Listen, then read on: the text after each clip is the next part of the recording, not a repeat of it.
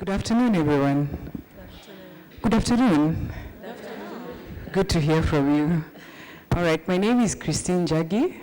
I serve as a magistrate at the Jomo Kenyatta International Airport, Law Courts. Many people don't know that when they cross through JKI, we do have a law court within the airport. So you're welcome to visit us at JKI Law Courts when you pass through our borders the next time. Sitting within that court is quite interesting, coming from the fact that we get a lot of people who transit through Kenya to be taken to other countries on basis of immigration status for them to get employment in countries like Saudi Arabia, Oman especially, and also of late we've been hearing of where is this country? I forget the name of that country, but once I'll remember, I'll let you know. But we have cases of people being arrested once they cross our primary screening area, and they look like they're lost or they're not sure where they're going. Reason is they are brought in a vehicle, they're left and directed towards the gates of exit, and in that confusion, they are arrested and asked where are they going. So they just say they are transiting through Kenya to go seek employment in other countries. So in the process of transiting, they're asked, where did you come from?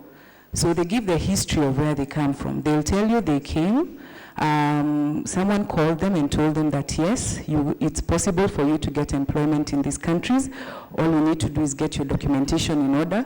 Arrive in Kenya, we'll host you somewhere in a house for a few days as we organize your visa and other documentation. So their passports are taken from them and their other documents. They're kept in that house for about 2-3 days, fed. Others sleep on the floor. Others just, you sleep anywhere, you find space. So once your visas and once your documentation has come through, because you never get to go to the embassy or the consulate or anywhere, you put in one taxi, you're dumped at the airport, and then they expect you to exit the country.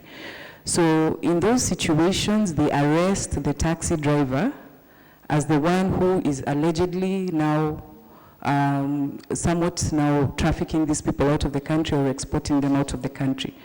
So you will find the driver is charged with an offense under the Employment Act under Section 86A of our employment laws, with the offense of aiding and facilitating employment out of Kenya.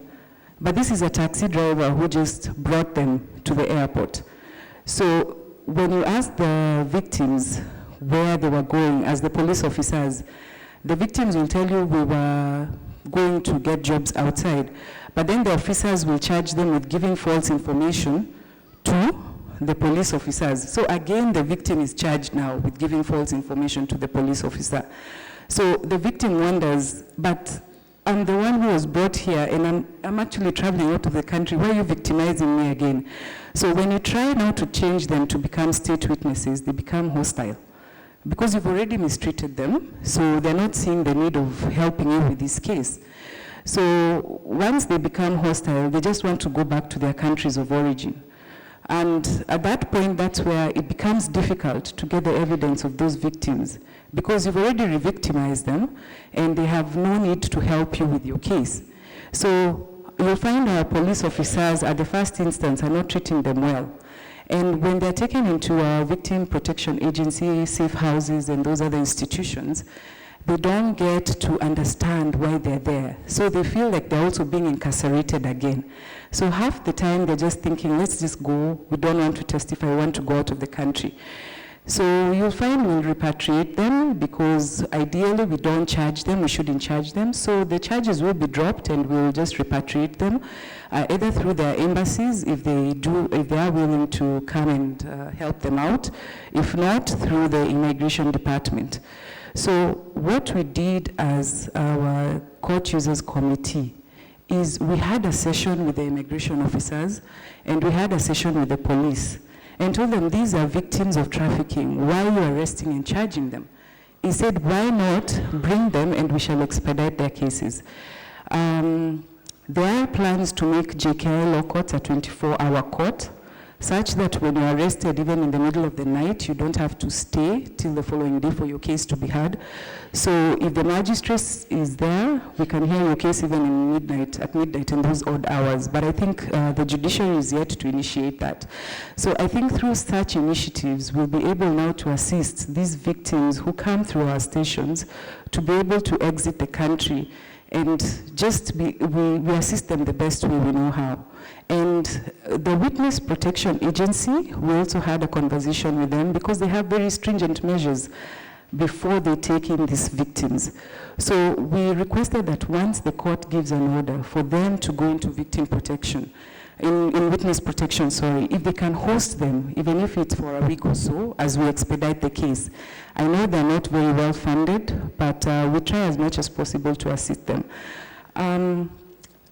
I thought it's easier to talk about some examples since my two senior judges have spoken about the case and the laws, the international laws and the regional laws, and together with also the national laws.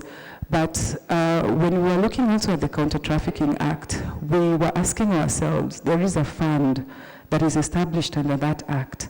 And ideally, proceeds from such crimes should go into that fund or even come from the consolidated fund so that we can be able even to help these victims who go through the process to get some assistance, even if it doesn't mean we repatriate them, if we can settle them within our country, because the Act does provide that repatriation is voluntary. You don't have to be forced to be repatriated back to your country if you don't want to go there. So through the fund, which has yet to be established, we are thinking, where can we get money for this fund? So we hope that the government will take the initiative, either through the consolidated fund or through the proceeds using the asset recovery unit to be able to fund that activity so that now we get monies geared towards that fund. Another issue, maybe just to give a small highlight of some of the challenges that we have seen from the cases which have been highlighted. I'll just give a situation of one case which I was also able to get, being a criminal appeal number 82 of 2017, where Lady Justice Njagi in that case looked at the circumstances of that case where someone was accused of trafficking under Section 3.1 and Section 5 of the Counter-Trafficking in Persons Act. When the judge looked at the scenario and the case study, it was exactly the one I had described of the taxi driver, where she realized that this person was just dropping off the people. So in actual sense, how she looked at it was whether that person was helping to traffic those people out of the country or it was being used to just drop them off. So she overruled she did not allow the appeal, she allowed the appeal, and she stated that there was no evidence of that person conducting that trafficking in persons of the people who were there, because all he did was he never harbored the persons, and he never really was intending to transport them out of the country. But all he did was facilitate their access to the airport, and not facilitation in the sense that he was paid, but he just was hired as a taxi person to take these people to the airport, and that's what he exactly did. He didn't have any questions to know where are they coming from or why are they being taken to the airport. So I looked at some of the challenges that we have I have seen in my few years sitting as a magistrate, is issues of lack of proper representation of the victims. At times they don't know what's happening within our justice system because most of them maybe do not understand the language. So they're just lost in the whole justice system. They don't know what's happening. We have challenges of interpreters within our judicial system, but we do try where we can reach out to the embassies to get one of their own to come and assist us to help translate for them. We have issues of funding of the shelters or issues of funding with the witness protection. We have challenges of prosecution in that the evidence that they're given by the investigators is not enough for them to have a conviction given by the court, even as the court of first instance at the magistracy. So they have those challenges even as prosecutors to bring out the real issues. So it still goes back to the issue of training, as Judge had said, training of all the justice actors so that the chain is complete. from investigation to prosecution to conviction to incarceration. We need that complete justice chain for us to be able to secure these convictions. Most of these cases are also, a lot of them are non-reported because it's either we get a few chances here and there, but most of them are usually non-reported. And also, they face challenges of delay in that they'll tell you the accused persons will always try and delay the case as much as they can. They don't have documentation, they don't have representation, they don't have this, they don't have that. So during the delay, it still creates a lot of backlog for other issues in terms of getting funding to host these people here. So as the court, you feel pressured to try and move as fast as you can, as expediently as you can, but from these few challenges, we do struggle, but I think we are trying to make a few recommendations to see how we can be able to deal with these cases.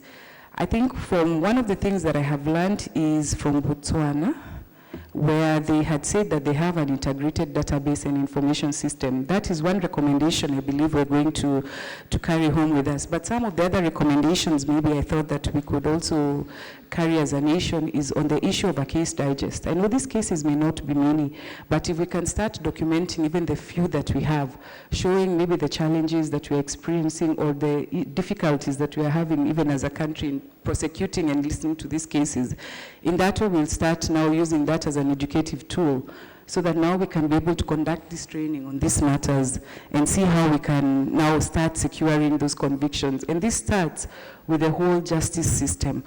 And then I think I wanted to touch on the issue of the organ trafficking at that time, but I didn't get the opportunity. But it was the same case as Zambia because they are used for sacrificial cases. Aside from that, it's just also to state that we need to promote also legal ways to have demand for labor within the country also expedited, because we have most of these cases going out because they are looking for ways to have better employment. So within our laws, I think we need to just find ways to create labor market for these people.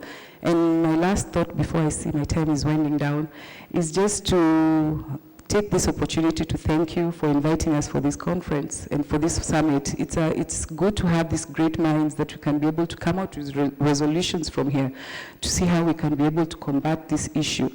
And even coming back to a point where we are looking at review of our criminal justice system and our criminal justice sector, we get the opportunity now to see how we can be able to interact with these laws, where we need to amend these laws, where we need to have more stringent measures, if we need to do a criminal amendment bill at the end of it all to be able to capture all these issues. Thank you.